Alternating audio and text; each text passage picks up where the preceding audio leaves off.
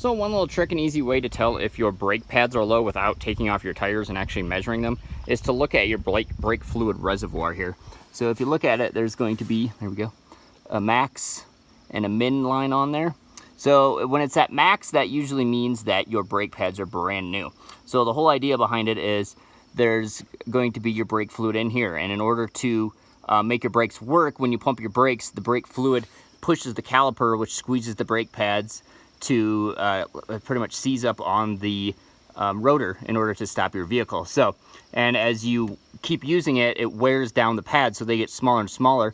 So therefore, you actually need more fluid to push those brakes tighter and tighter. So as the brake pads wear down, this fluid's going to go down as well, because more of it's going to be in the brake line trying to squeeze those things together. So once it gets down to whatever, at least halfway to the min or somewhere around the min line, you want to check your brake pads. It probably means one of them, or one, the front or the back, are going to be low.